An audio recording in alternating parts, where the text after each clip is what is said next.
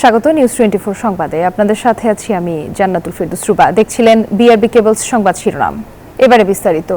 ছাত্র জনতার গণঅভ্যুত্থান চলাকালে গত বছরের ৫ আগস্ট রাজধানীর চানখারপুলে গুলি করে ৬ জনকে হত্যার ঘটনায় মানবতা বিরোধী অপরাধের মামলায় সাবেক ডিএমপি কমিশনার হাবিবুর রহমান সহ ৮ আসামির বিরুদ্ধে অভিযোগ গঠন করে বিচার শুরুর নির্দেশ দিয়েছেন ট্রাইব্যুনাল। সোমবার দুপুরে বিচারপতি মোহাম্মদ গোলাম মুর্তজা মজুমদারের নেতৃত্বে ৩ সদস্যের আন্তর্জাতিক অপরাধ ট্রাইব্যুনাল ১-এ আদেশ দেন। অপর ২ সদস্য হলেন বিচারপতি শফিউল আলম মাহমুদ ও বিচারপতি মহিতুল হক এনাম চৌধুরী। ট্রাইব্যুনালে প্রসিকিউশনের পক্ষে ছিলেন chief prosecutor Mohammad Tajul Islam, prosecutor Gazi এম.এইচ. Tamim. আসামি পক্ষে ছিলেন আইনজীবী সিফাত মাহমুদ শুভ।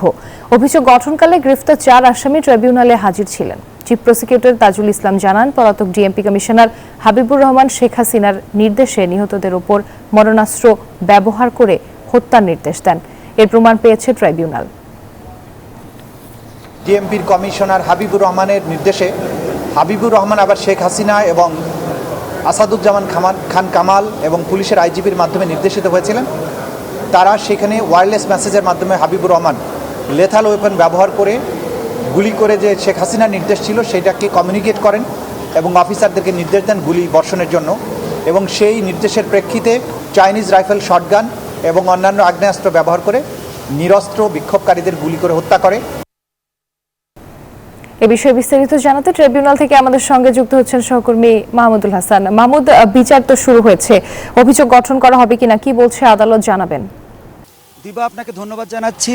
যে অভিযোগটি গ্রহণ করে এই মামলার বিচার কাজ শুরু করার আদেশ দিয়েছেন আন্তর্জাতিক অপরাধ ট্রাইব্যুনাল। এখন পরবর্তী পদক্ষেপ হবে আগামী 10ই আগস্ট এই মামলার ওপেনিং স্টেটমেন্ট গ্রহণ করবেন ট্রাইব্যুনাল এবং পরবর্তীতে 11ই আগস্ট এই মামলার সাক্ষ্য গ্রহণ শুরু হবে। একটু বলে রাখি, যখন বিচারপতি এই মামলার অভিযোগ আমল নিয়ে যখন আদেশ দিচ্ছিলেন, তারপরে এই কারাগারে থাকা যে 4 আসামি, একজন ইন্সপেক্টর এবং 4 জন কনস্টেবল, তাদেরকে জিজ্ঞাসা করা হয় যে আপনাদের বিরুদ্ধে যে অভিযোগ আপনারা এটি স্বীকার করছেন কিনা। তারা তাদের দোষ স্বীকার করেন এবং তারা এটাও বলেন যে তারা যা করেছেন তাদের ঊর্ধ্বতন কর্তৃপক্ষের নির্দেশে করেছেন। অর্থাৎ মাঠের একজন কনস্টেবলের তার ক্ষমতা নেই কাউকে গুলি করার, তার ঊর্ধ্বতন কর্মকর্তা যতক্ষণ পর্যন্ত অনুমতি না দেন। সেই ক্ষেত্রে আমরা কিন্তু দেখেছি প্রসিকিউশনে যে অভিযোগ দায়ের করা হয়েছে সেখানে দেখা যাচ্ছে যে শেখ হাসিনা যে মারণাস্ত্র ব্যবহার করার আদেশ দিয়েছিলেন আইনশৃঙ্খলা বাহিনীকে, সেই অভিযোগ স্বরাষ্ট্রমন্ত্রীর বরাত দিয়ে পরবর্তীতে পুলিশের আইজি এবং তৎকালীন যে ডিএমপি কমিশনার হাবিবুর রহমান তার উপরে বর্তায়। হাবিবুর রহমান 5 আগস্টের সেদিন সকালবেলা শাহবাগ থানায় এসে 200 পুলিশ অফিসারের সামনে দাঁড়িয়ে তিনি সরাসরি গুলির নির্দেশ দেন আন্দোলনকারীদের, এবং তার প্রেক্ষিতেই কিন্তু মাঠ পর্যায়ের কর্মকর্তা যারা তারা কিন্তু এই আদেশ বাস্তবায়ন করেন। এবং এই প্রসিকিউশন তার শুনানিতে এটিও বলেছেন, চাংখারপুলে যখন মার্চ টু ঢাকা কর্মসূচির আওতায় লক্ষ লক্ষ মানুষ যখন রাজধানীতে প্রবেশ করার চেষ্টা করে, তখন আইনশৃঙ্খলা বাহিনীর সদস্যরা গুলি করছিলেন। যারা একটু গুলি করতে অস্বীকৃতি জানাচ্ছিলেন তাদেরকে অকথ্য ভাষায় গালিগালাজ করছিলেন সিনিয়র অফিসাররা। তাদেরকে বলছিলেন যে তোমরা পুলিশের মাইনে খাও, তোমাদেরকে রেশন দেওয়া হয়, কেন তোমরা এই নির্দেশনা বাস্তবায়ন করছো না। তার প্রেক্ষিতে কিন্তু এমনভাবে গুলিগুলো করা হয়েছে চাংখারপুলে নিরপরাধ মানুষের কাছে। সবই প্রসিকিউশনের বক্তব্য বলছি। প্রসিকিউশন বলছে যে মানুষটি পুলিশের গুলির আওতায় বাইরে থেকে ঢিল ছুটছে, যে ঢিলটি হয়তো বা সেই পুলিশ সদস্যের গায়ে লাগারও কথা না, তাকে গুলি করছে পুলিশ সদস্যরা। আবার বিরতি নিয়ে কখনো শুয়ে কখনো বসে মনের ইচ্ছা মাফিক তারা এই গুলি চালিয়েছিলেন চাইনিজ রাইফেল সহ মারণাস্ত্র দিয়ে। তো আজকে এই মামলার আনুষ্ঠানিক বিচার কাজ শুরু হলো।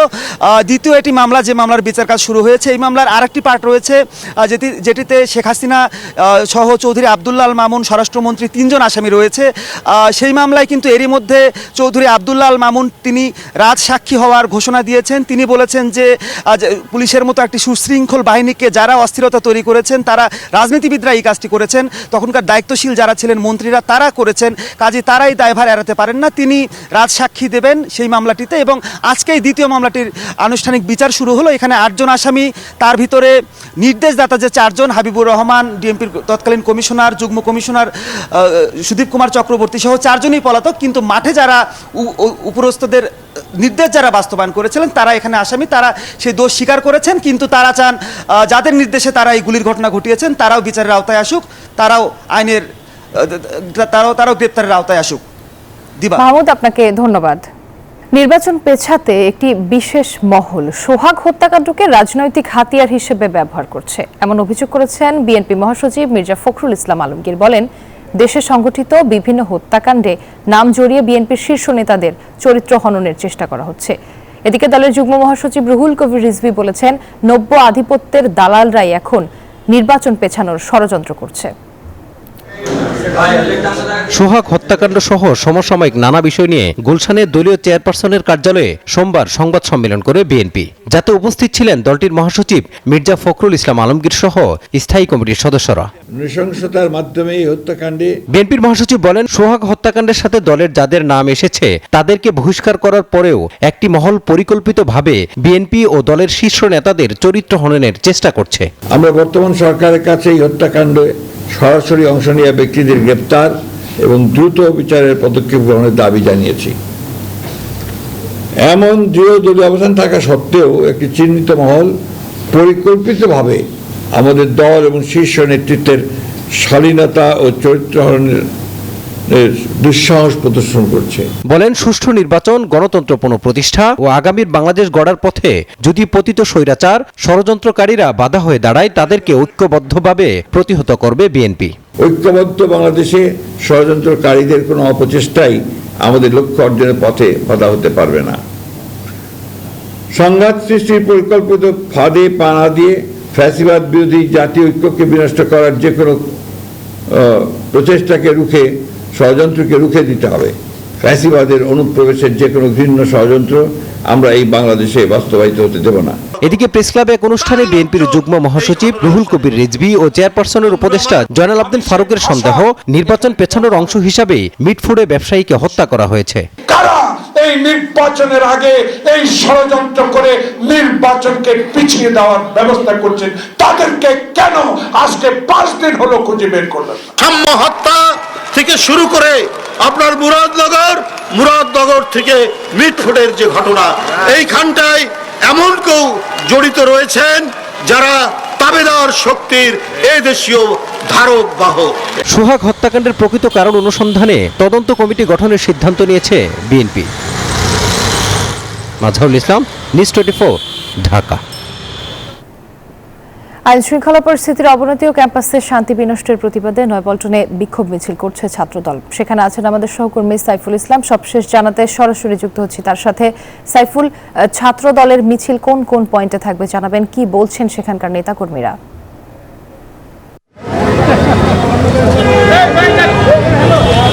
রোবা, আজকে বাংলাদেশ জাতীয়তাবাদী ছাত্র দলের যে বিক্ষোভ মিছিল সেটি শুরু হওয়ার কথা ছিল দুপুর 2টায়, কিন্তু বৈরী আবহাওয়ার কারণে সেটি আসলে পিছিয়ে বিকেল 3টায় শুরু হবে। এবং ইতিমধ্যেই কিন্তু ছাত্র দলের বিভিন্ন ইউনিটের যারা নেতাকর্মী রয়েছেন তারা কিন্তু এই নয়াপল্টনের কেন্দ্রীয় কার্যালয়ের সামনে এসে জড়ো হচ্ছেন এবং তারা জানিয়েছেন আজকে যে বিক্ষোভ মিছিল, সেই মিছিলটি মূলত ক্যাম্প পরিবেশ বিনষ্ট করা এবং ছাত্রদলের উপর যেভাবে নেতিবাচক সংবাদগুলো প্রচার করা হচ্ছে এবং ছাত্রদলকে হেয় করার জন্য পরিকল্পিতভাবে এনসিপি সহ বিভিন্ন দল তারা যে অপপ্রচার করছে, তার কিন্তু আজকের এই মিছিলটি অনুষ্ঠিত। এবং আজকে কিছুক্ষণ আগে ছাত্রদলের কেন্দ্রীয় যে সাধারণ সম্পাদক নাসিরউদ্দিন নাসির তিনি কথা বলেছেন। তিনি বলেছেন যে আসলে বিএনপির চেয়ারম্যান তারেক রহমানকে বিনা কারণে যেভাবে হেয় করার জন্য ক্যাম্পাসে মিছিল হয়েছে, সেটি আসলে নষ্ট করার জন্য ঘটনা। এবং পাশাপাশি তিনি বলছেন যে আসলে পুরান ঢাকায় যে হত্যাকাণ্ড হয়েছে তার সাথে ছাত্রদলের কোনো সংশ্লিষ্টতা না করেও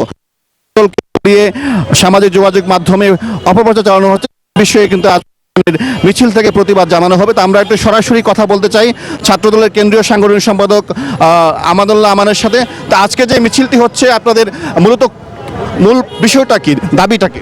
মূল দাবিটি হচ্ছে, আপনি জানেন যে আমরা যেটা প্রেস রিলিজ দিচ্ছি সেখানে দেখেছেন যে একটি সংগঠন যারা দীর্ঘদিন ধরে গুপ্ত রাজনীতি করে তারপরে আজকে যে সারা দেশে মব সৃষ্টি করতেছে, পরিকল্পিত মব সৃষ্টি করে স্বাভাবিক পরিস্থিতি বিনষ্ট করে বাংলাদেশের আসন্ন নির্বাচনকে বানচাল করার একটি অপচেষ্টা এই গুপ্ত সংগঠন সহ স্বাধীনতা বিরোধীরা করতেছে, যেটি আজকে সারা বাংলাদেশে যে জুলাইয়ের যে 1 বর্ষপূর্তি উপলক্ষে বাংলাদেশের যথাযোগ্য ভাবগাম্ভীর্যের মধ্যে দিয়ে জুলাই উদযাপিত হওয়ার কথা, কিন্তু সেই জায়গাটা থেকে বাংলাদেশের মানুষের দৃষ্টিকে অন্যদিকে সরিয়ে নিয়ে আসন্ন নির্বাচনকে বানচাল করার একটি অপচেষ্টার অংশ হিসেবে যে পরিকল্পিত মব সারা দেশে চলছে, সেই মব সম্পর্কে মানুষকে সচেতন করা এবং শিক্ষার্থীদেরকে জানান দেয়া যে না, এটি বাংলাদেশে চলতে পারে না এবং সামনে আমরা কোনো মব সৃষ্টি করতে আর দিব না ইনশাল্লাহ। যেমনটা বলছিলেন ছাত্রদলের কেন্দ্রীয় সাংগঠনিক সম্পাদক আমাদুল্লাহ আমান, আসলে ছাত্রদল এবং বিএনপির বিরুদ্ধে যেভাবে পরিকল্পিত অপপ্রচার চলছে, সেই অপপ্রচারের প্রতিবাদী আজকে বিক্ষোভ মিছিলটি অনুষ্ঠিত হবে এবং বিকাল 3টায় সেই মিছিলটি শুরু হবে। আমরা সেই পর্যন্ত অপেক্ষা করছি। এই ছিল আমার কাছে নয়াপল্টন থেকে সর্বশেষ। সংসদে নারীদের প্রাতিষ্ঠানিক প্রতিনিধিত্ব নিশ্চিত করতে রাজনৈতিক দলগুলোর প্রতি জোর তাগিদ দিয়েছে জাতীয় ঐক্যমত্য কমিশন। সকালে রাজধানীর ফরেন সার্ভিস একাডেমিতে রাজনৈতিক দলগুলোর সাথে আলোচনার শুরুতে কমিশন সহ সভাপতি আলী রিয়াজ এ আহ্বান জানান। বলেন, ফ্যাসিবাদ নির্মূলে অগ্রণী ভূমিকা রেখেছে নারীরা, আর তাই রাজনীতিতে, সংসদে, রাষ্ট্র পরিচালনায় নারীকে সম্মানজনক অবস্থায় প্রতিষ্ঠিত করতে হবে। সমতার মর্যাদায় নারীকে সম্মানিত করার রাষ্ট্রের দায়িত্ব বলেও মনে করেন অধ্যাপক আলী রিয়াজ। সংসদে নারী আসন এবং দ্বিকক্ষ বিশিষ্ট পার্লামেন্ট, এই দুই গুরুত্বপূর্ণ আলোচ্য সূচিকে সামনে রেখে আজকের সংস্কার বিষয়ক আলোচনা হবে। আজকে সংসদে নারীদের প্রতিনিধিত্ব বিষয়ে আলোচনা করব। রাজনীতিতে, রাষ্ট্র গঠনে, আইন প্রণয়নে প্রাতিষ্ঠানিকভাবে নারীকে মর্যাদার সঙ্গে অংশগ্রহণের পথ আমরা তৈরি করতে পারবো। সে জায়গায় আমরা এক জায়গায় আসতে পারবো, ঐক্যমত্য তৈরি করতে পারবো, সেটা আমরা আশা করি।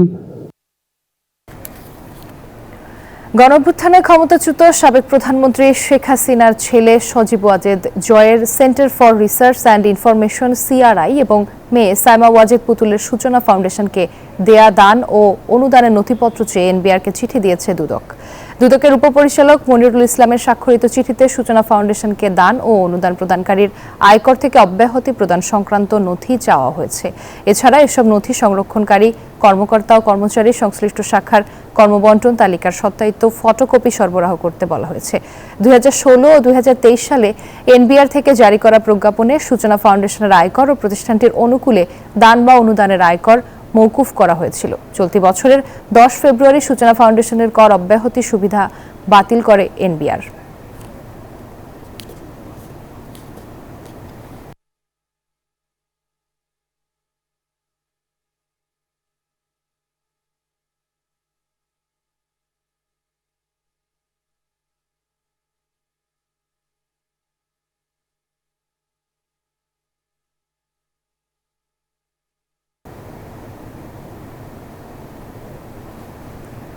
বাংলাদেশের উপর 35% শুল্ক আরোপের বিষয় নিয়ে মার্কিন সরকারের সাথে 3 দিন শেষে ঢাকায় ফিরেছেন বাণিজ্য উপদেষ্টা সহ প্রতিনিধি দল। আলোচনায় ছিলেন প্রধান উপদেষ্টা নিরাপত্তা এবং ICT উপদেষ্টাও। কিছুক্ষণ পরে এই বিষয়ে ব্যবসায়ীদের সাথে বৈঠক করবেন বাণিজ্য উপদেষ্টা এবং সচিব। বৈঠকে নজর রাখছেন আমাদের সহকর্মী শাহনাজ ইয়াসমিন।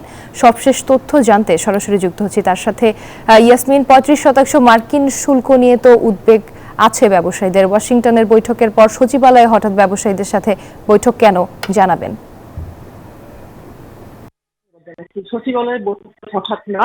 আমরা জানি যে 3 এপ্রিল যখন মার্কিন সরকার বাংলাদেশের সব পণ্যের উপর 37% শুল্ক আরোপ করলো, এরপর বাংলাদেশ অন্তর্বর্তী সরকারের পক্ষ থেকে দফায় দফায় জবাব করছিল মার্কিন সরকারের সাথে, এবং সেখানে অর্থ উপদেষ্টা, বাণিজ্য উপদেষ্টা গিয়েছিলেন তাদের সাথে বসেন এবং সে সময় 90 দিনের সময় নিয়েছেন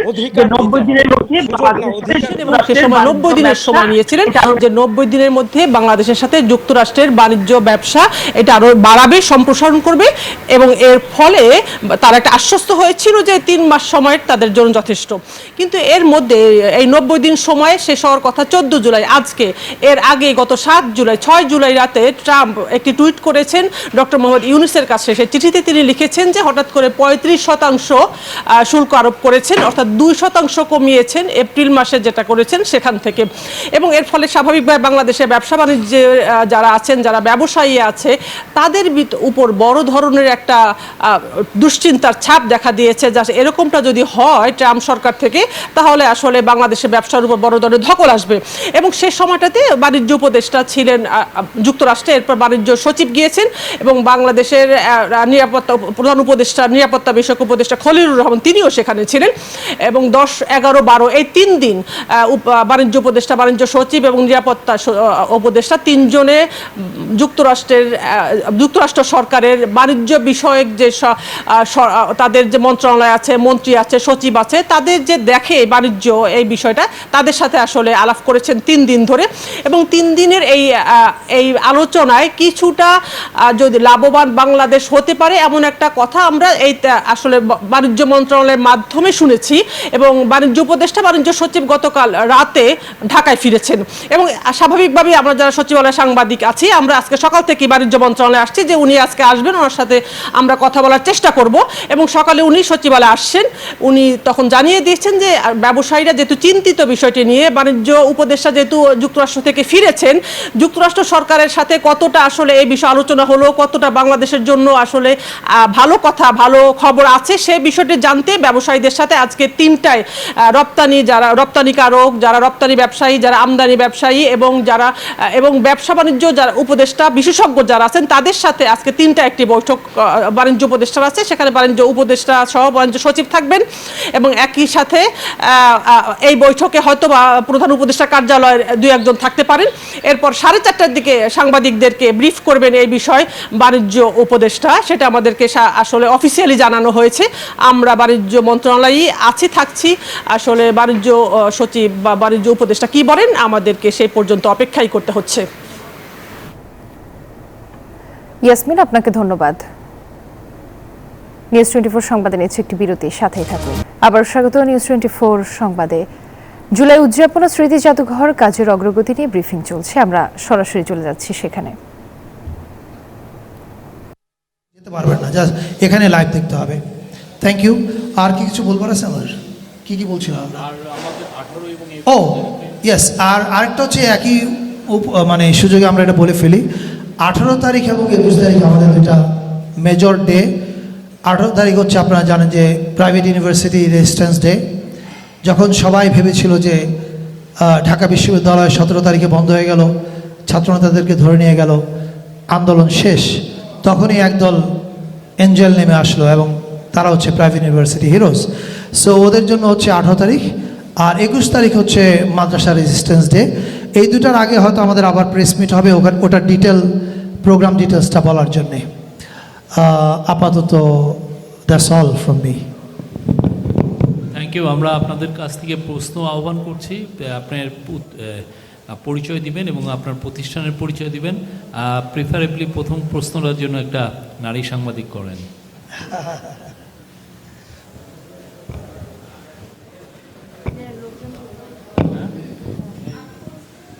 আমাদের একজন লোককে দাও না এখানে।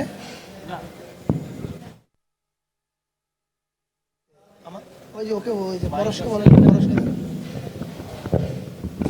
আছে। ধন্যবাদ। জুলাই উদযাপন ও স্মৃতি জাদুঘর কাজের অগ্রগতির বিষয়ে ব্রিফিং শুনছিলেন। এবার জানাবো জুলাইয়ের দিনগুলির খবর। 14 জুলাই 2024, 16 বছরের স্বৈর শাসককে এদিন প্রকাশ্যে রাজাকার বলার সাহস দেখিয়েছিল ছাত্র জনতা। মধ্যরাতে হলের গেট ভেঙে আন্দোলনে যোগ দেয় ঢাকা বিশ্ববিদ্যালয় ও ইডেনের মেয়েরা। পুলিশের ব্যারিকেড ভেঙে বেরিয়ে আসে সারা দেশের ছাত্র জনতাও। মূলত দ্বিতীয় ধাপের আন্দোলনের সফলতার ভিতরচিত হয় এদিনের কর্মসূচিতে। বিস্তারিত জানাচ্ছেন মাসুদ সুমন।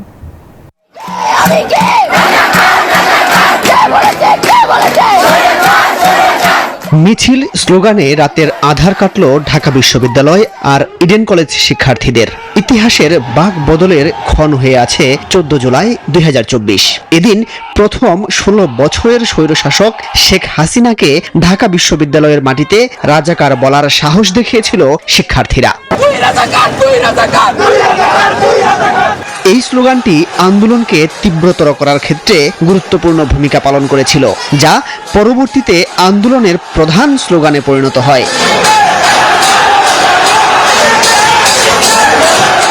রাতে ফুঁসে ওঠে ঢাকা বিশ্ববিদ্যালয়। কবি জসিমউদ্দিন হলের প্রতিটি রুম থেকে বারান্দায় বেরিয়ে আসেন শিক্ষার্থীরা। উত্তর পাশের ইউনিট সমস্বরে প্রশ্ন তোলেন, তুমি কে, আমি কে। দক্ষিণ পাশের ইউনিট থেকে সমস্বরে উত্তর ভেসে আসে, রাজাকার, রাজাকার। কে বলেছে স্বৈরাচার, স্বৈরাচার। রাতে হলগুলো থেকে বের হওয়া মিছিল মিলিত হয় রাজু ভাস্কর্যের মোহনায়। পরে যা দাবানলের মতো ছড়িয়ে পড়ে সারা দেশে। নিষেধাজ্ঞা অমান্য করে রাতেই হলের তালা ভেঙে বেরিয়ে আসে মেয়েরাও। স্লোগানে প্রকম্পিত হয় পুরো ক্যাম্পাস। ইডেন কলেজের প্রধান ফটক ভেঙে বেরিয়ে আসেন শত শত শিক্ষার্থী। মিছিলের বহু স্রোত এক হয় স্বৈরাচারকে রাজাকার বলার স্লোগানে।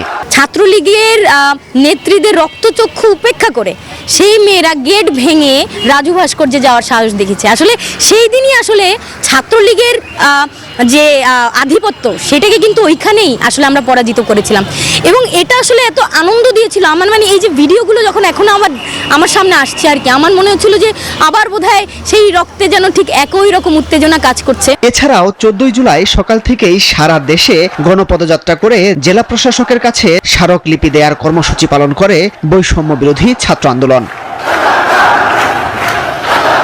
সকালে শাহবাগ থেকে মৎস্য ভবন, পুলিশের ব্যারিকেড ভেঙে শুরু হয় পদযাত্রা।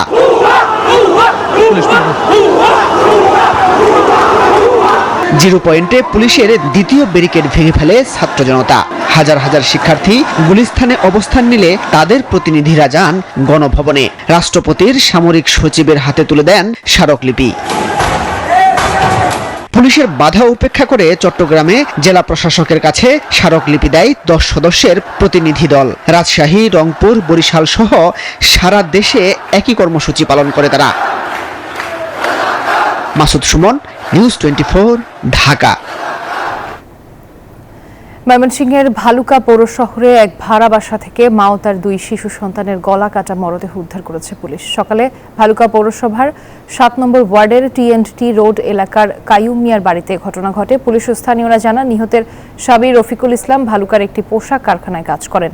সোমবার সকালে রফিকুল ইসলাম কর্মস্থল থেকে বাসায় গিয়ে ঘরের দরজায় তালা দেখতে পান। পরে তালা ভেঙে ঘরে প্রবেশ করে স্ত্রী ও 2 সন্তানের গলা কাটা মরদেহ পড়ে থাকতে দেখেন তিনি। খবর পেয়ে ভালুকা মডেল থানা পুলিশ ঘটনাস্থলে গিয়ে মরদেহ উদ্ধার করে।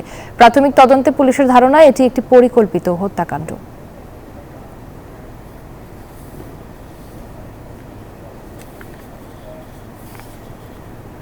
দর্শক, বন্যা পরবর্তী পরিস্থিতির খবর জানাতে আমাদের সঙ্গে যুক্ত হচ্ছেন ফেনী থেকে সহকর্মী আরিফুল ইসলাম। সরাসরি যুক্ত হচ্ছে তার সাথে। আরিফ, বন্যা নিয়ন্ত্রণে ফেনীর পানি উন্নয়ন বোর্ড কি উদ্যোগ নিয়েছে? স্থানীয়রা তো বারবার বাঁধ সংস্কারের দাবি করছেন।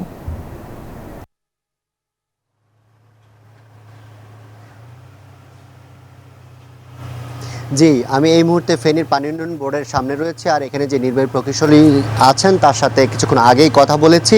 আর আপনি যেমনটি জানেন যে এই পানি উন্নয়ন বোর্ডের দিকে কিন্তু ফেনী, কুমিল্লা এবং নোয়াখালী অঞ্চলের যে মানুষজন রয়েছে, বাসিন্দারা রয়েছে, তারা কিন্তু এই ভবনটির দিকে বা এখানকার যে কর্মকর্তারা রয়েছেন তাদের দিকে তাকিয়ে আছে যে ফেনীর যে 3টি নদী মহুরী, কহুয়া এবং হচ্ছে সিলুনিয়া, এই 3টি নদীর যে বন্যা নিয়ন্ত্রক বাঁধ রয়েছে 122 কিলোমিটার বাঁধ, সেই বাঁধের সংস্কার নিয়ে হচ্ছে কিন্তু তারা একটু বার্তা শুনতেছে। আমরা তেমনটি কিন্তু জানতে চেয়েছিলাম যে আসলে কি ধরনের উদ্যোগ এই মুহূর্তে নেওয়া হচ্ছে। তো এখানকার যে নির্বাহী প্রকৌশলী আছেন তিনি আমাদেরকে জানিয়েছেন যে এই মৌসুমে হচ্ছে 41টি স্থানে হচ্ছে ভাঙন দেখা দিয়েছে। আপাতত এই ভাঙনগুলো দ্রুত সংস্কার করা হবে যাতে এই বর্ষা মৌসুমটি কোনোভাবে হচ্ছে পার করা যায়। এরপর হচ্ছে এই প্রকল্পকে ঘিরে হচ্ছে 7,300 কোটি টাকা হচ্ছে বরাদ্দ খুব দ্রুত সময়ে পাওয়া যাবে।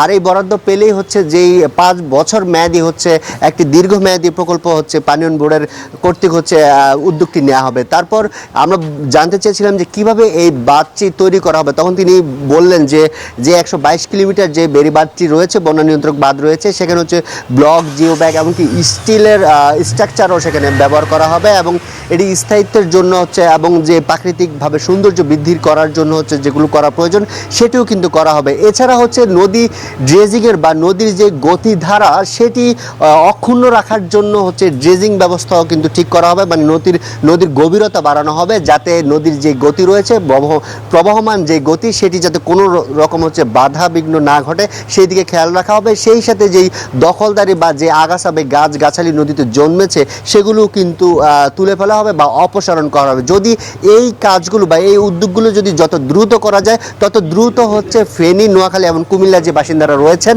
তারা হচ্ছে সুরক্ষিত থাকবেন বন্যা থেকে।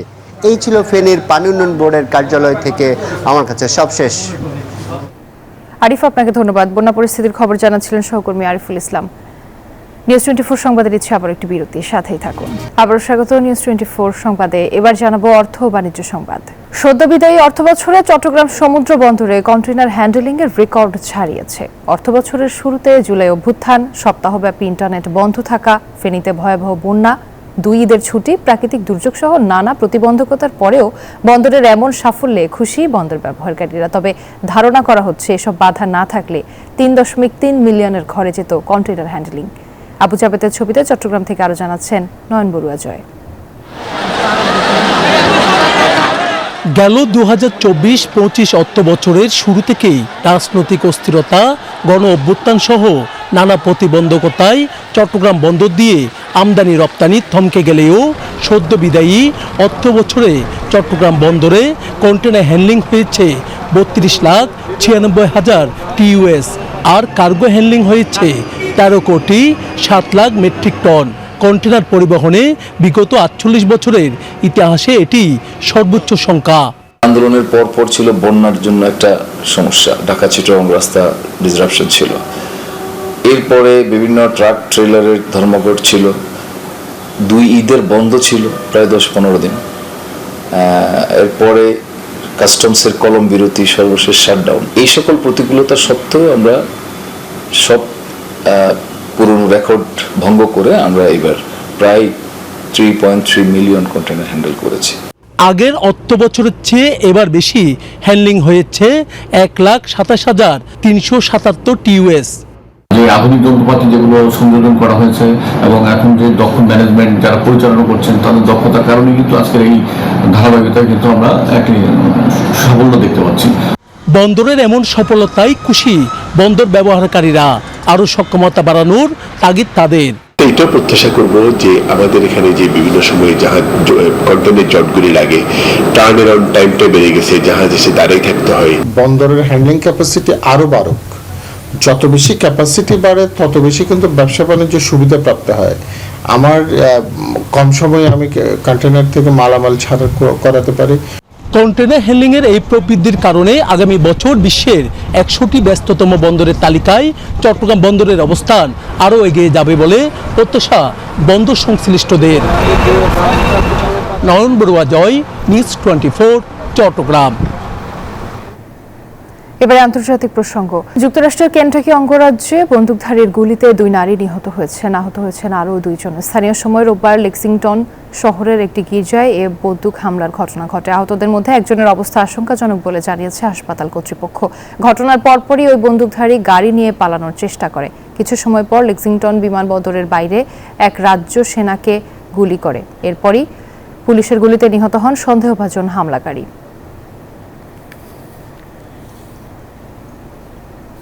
আর এই ছিল নিউজ 24 সংবাদে। দর্শক, দেশে করোনা ভাইরাস ও বিভিন্ন সংক্রমণের হার বেড়েছে। সংক্রমণ থেকে সুরক্ষিত থাকতে ব্যবহার করুন সেপনিল ফেস মাস্ক।